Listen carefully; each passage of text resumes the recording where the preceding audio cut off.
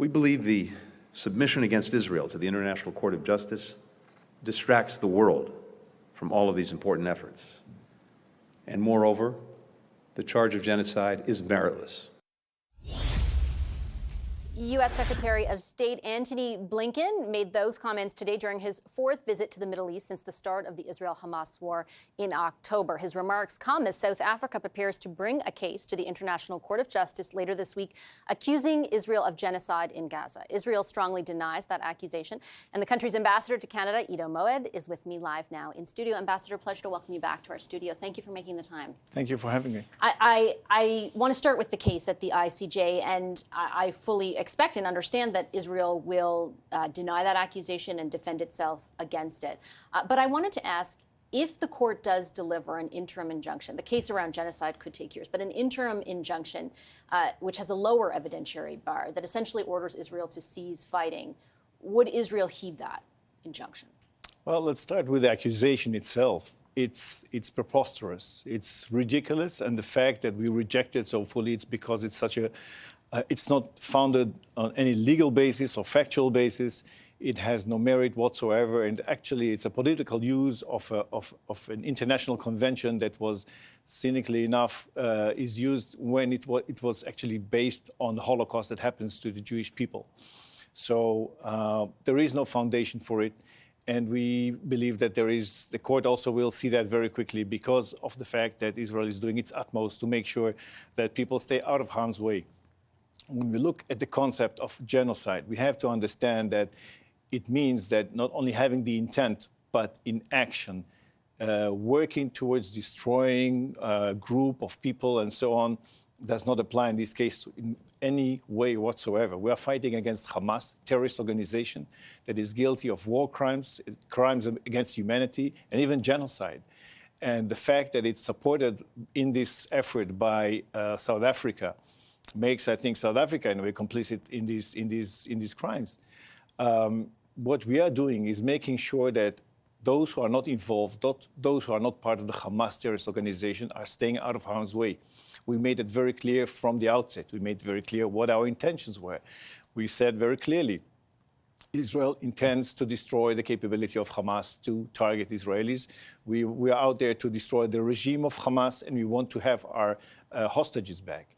And which country in the world would allow another group or whatsoever to hold 200 or 100 of their people hostage? So we have to continue this war, and we will continue it while making sure that people who are not involved stay out of harm's way. And I certainly do think, and I understand Israel's right to defend itself, like many of your allies have spoken of, the US, the UK, and Canada.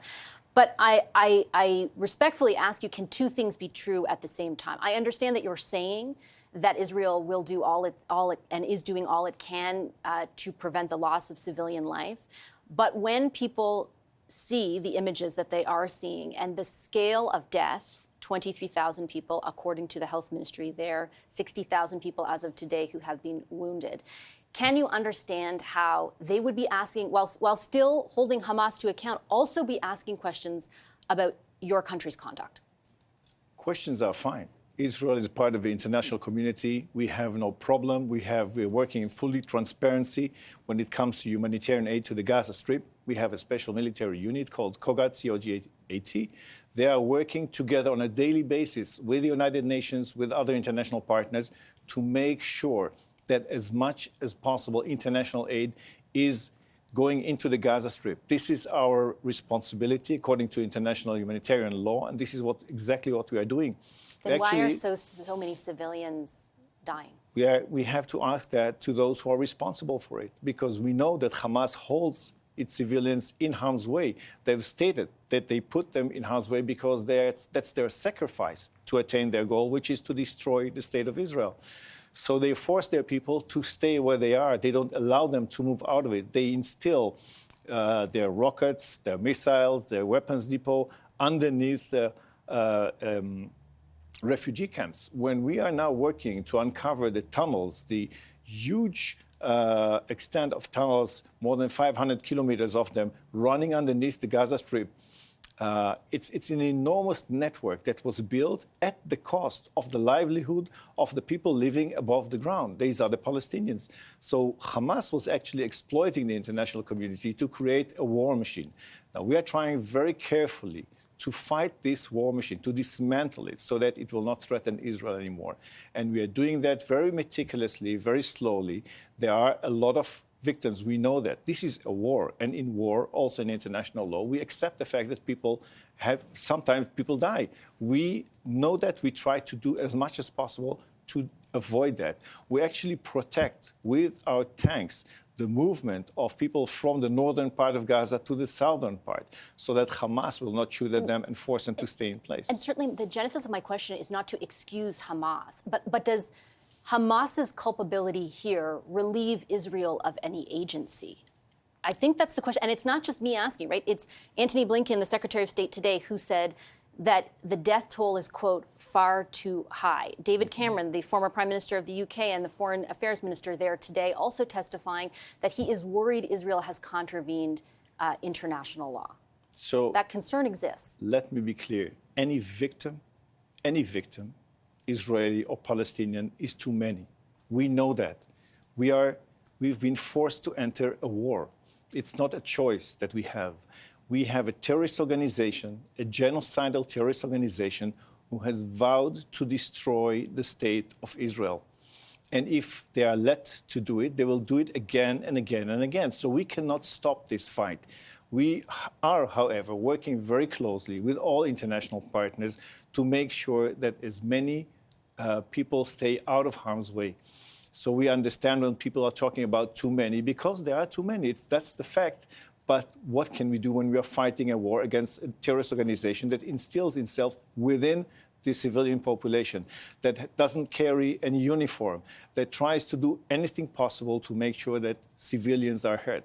This is a part of a very complex war that we're trying to wage, while at the same time facilitating as much as possible humanitarian aid to get to those people who need it. I think part of the reason that there are questions being directed at Israel is also because of some confusion around, or lack of clarity as espoused by your government and various people in your government about what the actual objective in Gaza is.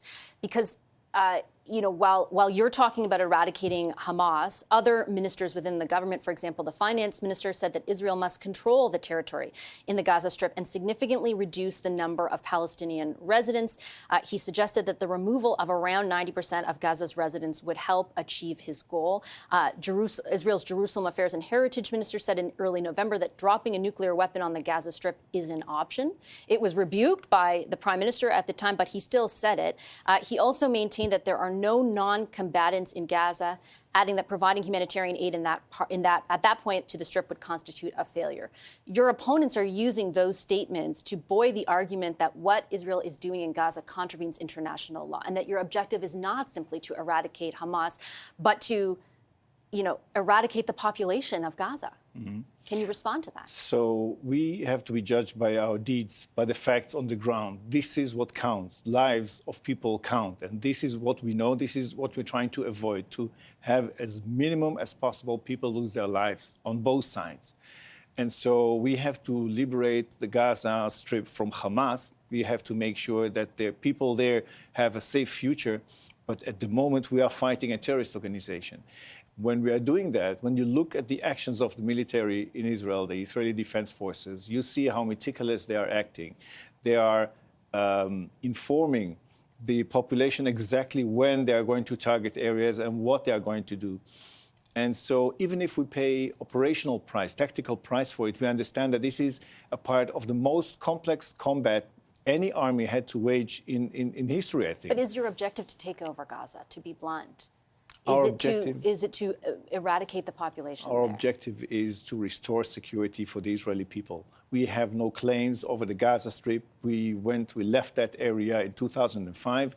What we got in return is a terrorist organization that used all the international funds to construct a horrific war machine and to create a mindset among its population that was able to perpetrate this horrendous crime against Israelis. This is what we got. So we are not going to get back into that. That's for the Palestinians to determine their own future. This is what we've been saying all along. But 130 Israelis are being held hostage there. You know that among those, there are young Israeli soldiers, females, who have been raped, who have been hurt in so many ways. And we have to think how the international community looks at that and what is the international community's real effort to help alleviate that humanitarian aspect. Do you think it's wanting? I mean, we've interviewed a number of them here and their family members. It is awful what those families are going through. But do you feel that the response to that has been wanting? I think that the International Red Cross has to be able to have access to these people, to deliver medication, to assess their condition. And we believe that these people should be liberated unconditionally. This is a war crime of a magnitude that is unprecedented. And so we have to continue to wage this war. We have no other choice. We have to defend ourselves. Again, this is not a war of choice. It is a forced war. And we have to make sure that we win this one because, as the opponents have said, if we don't win, they will continue to do it again and again. Ambassador, I have to leave it there. I'm out of time this evening, but I do appreciate your time. Thank you so much. Thank you for having me.